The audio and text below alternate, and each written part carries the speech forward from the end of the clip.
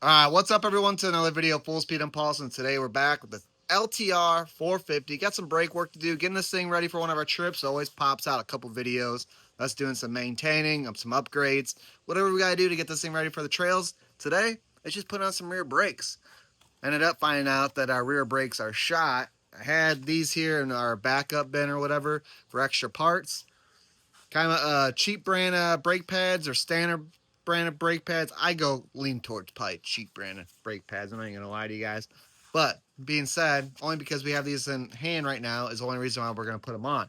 But when you do your brake pads, it's always good to buy a good high quality brake pad. Even though you see those ones for a cheaper price, doesn't mean that they're still gonna be the same brake pad as those other priced ones. It's always good to do your homework because we've found out with these cheaper brake pads, they tend to wear a lot faster. We've used the same brand, I think, on our 140, and I couldn't believe how quick they wore compared to like our factory brake pads. So buying a good brake pad is definitely key, guys. You guys already know that. That's common sense.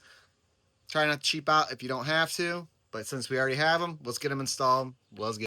All right, guys, here's our '07 LTR 450. Just got some brand new wheels on this thing with the Sun F tires. Kind of look like Razor tires, to be honest with you guys.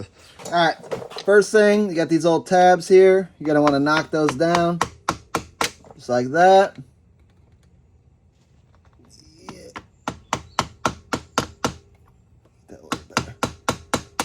All right, that should be a 12. Let's see what we got here. Yep. All right, cool. That broke loose.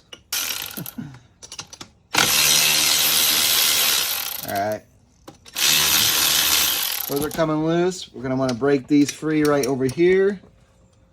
That would be tightening. There, all right. Oh my God.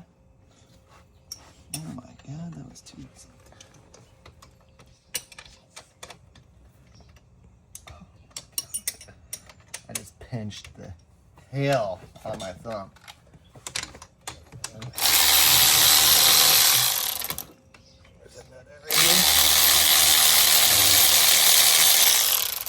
All right, that's out. That's out. Oh, got a little blue Loctite on there. I had to get the Loctite out. That goes just like that. So we are gonna get some Brillo pad. You can use steel wool, use something. Clean this up right here because that's what your brake pads slide on. See what we got. Probably gonna push that in too. Oh, you know, they actually, well, says that's what we're looking at there. So, yeah, that one's pretty cooked. This one, not so bad, but you'll have that. Oh, it's right here. We got to pull our seat off. This is your brake reservoir. Right here, you want to pull that cap off before you push that cylinder in. So we got to pull this lever right here.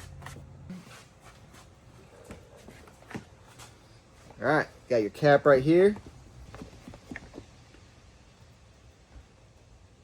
Woo.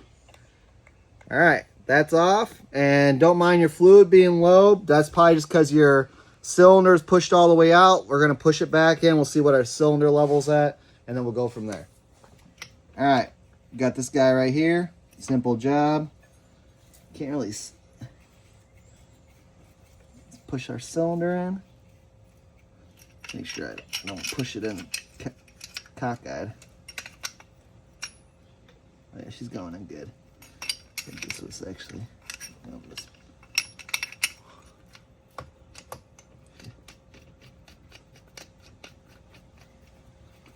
Alright.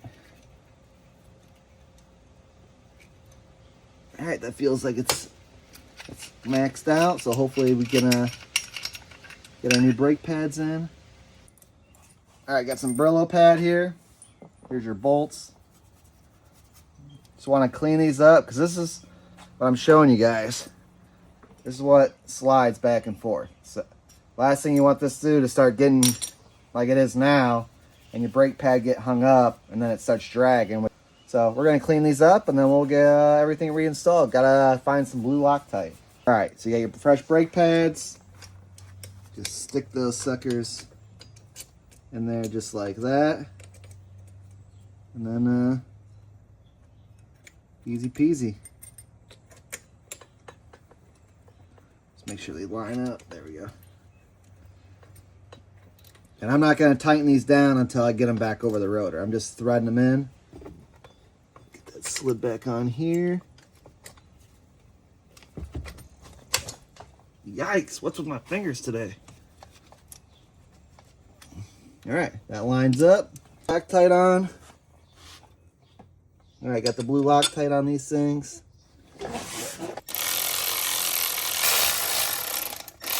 I'm gonna just hand tighten these. It's German specs, Guten tight. Don't need to kill it. You got Loctite on there for a reason. Nice and tight.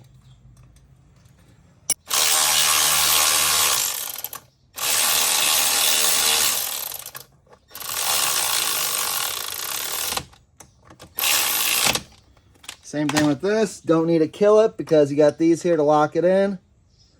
Tight, tight. And it doesn't matter which tab you do. As long as one of them's on there. Make sure it rolls one more time. All right, we're good.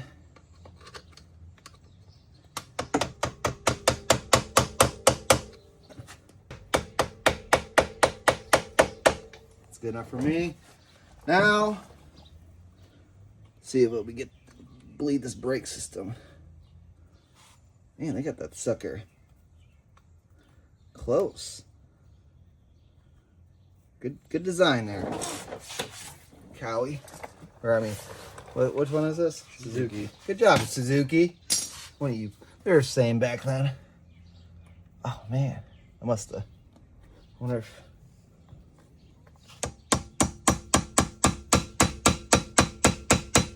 Just a little bit. All right. Let's see if we can break that nipple free. You're going to want to use .4 for this tier. Let's put a little bit in there. I was looking, and you can use .3 if you want, but it's recommended to use .4. .3 will not ruin your system. .3 and 4 are compatible with each other. It just, supposedly the boiling point's different as far as .4 is better for more aggressive riding. And also, it tracks moisture less, apparently. I don't know. Maybe there's more to it than that, but I have done both before, and I haven't had an issue. What we're going to do is we're going to pump the brake pedal, and then we're going to crack this open. So, do you want to be the brake pedal pump guy? Or do I'll be the brake pedal pump. Okay, so then I'm going to take the camera from you, and you go and pump the brake pedal a few times, and then hold it. Holding, and when I let you know the gig, when I go to crack it, it's going to fall down. Push it down, and don't release it until I tell you to. Okay. Ready? Okay. All right, here we go. He's pumped it up. He's holding it, and when I release this here, you gotta watch out for the money shot. Woo! We're gonna close it up, and he's gonna pump it back up some more. Go ahead, keep pumping. And when you're doing this process, guys, make sure that your reservoir never gets low to where you start sucking air in. All right, here we go. He's holding it. Whoop. All right, keep pumping. Oh, that was way better. That one had way less air in it. Those first ones you could see kind of had a little spurt to them, which shows that there is that air still in the system. But that last one there had a little bit better stream to it. That's looking good. Holding it. Here we go.